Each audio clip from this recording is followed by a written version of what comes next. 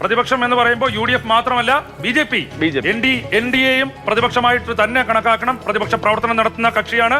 അവരുടെ പ്രവർത്തനം എങ്ങനെയാണ് എന്നുള്ളത് നോക്കുക. BJPയുടെ പ്രവർത്തനം, അതെ, BJP 3.59% ആളുകളാണ് വളരെ മികച്ചത്. BJP നയിക്കുന്ന NDAയുടെ പ്രകടനം വളരെ മികച്ചതെന്ന് 3.59 പറയുമ്പോൾ മികച്ചത് 8.73%, മികച്ചത് ശരാശരി 25%-ൽ അധികം പേർ ശരാശരി എന്ന് BJPയുടെ പ്രവർത്തനത്തെ കുറിച്ച് പറയും. 37.5% ആളുകൾ മോശം, 37.51% ആളുകൾ മോശം എന്ന് പറയുമ്പോൾ 20.69% ആളുകൾ വളരെ മോശം എന്ന് പറയുന്നത് എനിക്ക് തോന്നുന്നു കേരളത്തിൽ പൊതുവെയുള്ള ഒരു രാഷ്ട്രീയ ചിത്രമാണ്.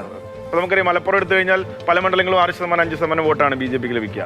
അപ്പൊ ആ ഒരു സപ്പോർട്ട് പാൻ കേരള എടുക്കുമ്പോൾ കിട്ടുന്ന BJP കിട്ടുന്ന പിന്തുണ അവർക്ക് ചില മണ്ഡലങ്ങളിൽ മാത്രമാണല്ലോ മത്സര സ്വഭാവം കാഴ്ചവെക്കാൻ പറ്റുക. അപ്പൊ അതിന്റെ ഒരു റിഫ്ലക്ഷൻ ആണ് കാണുന്നത്. യെസ്, അതായത് BJPയുടെ ഈ പ്രകടനം എന്ന് പറയുന്നത് പൊതുവെ പ്രതീക്ഷിക്കുന്ന ഒന്നാണ്. പ്രതിപക്ഷമായി എനിക്ക് തോന്നുന്നു കേരളം കാണുന്നത് UDFനെയാണ്. ഈ പ്രതിപക്ഷത്തിന്റെ ഐക്യമില്ലായ്മ, ഇത് വോട്ട് ഡിവൈഡ് ആയി പോകുന്നത് ഭരണപക്ഷത്തിന് എങ്ങനെ അനുകൂലമാകും പ്രതികൂലമാകും എന്നൊക്കെയുള്ളത് നമ്മൾ ഇനി വരുന്ന ദിവസങ്ങളിൽ ഒരു പക്ഷേ വോട്ടിങ്ങിൽ മാത്രം അറിയേണ്ട ഒരു കാര്യമാണ്. അഭിലാഷ്,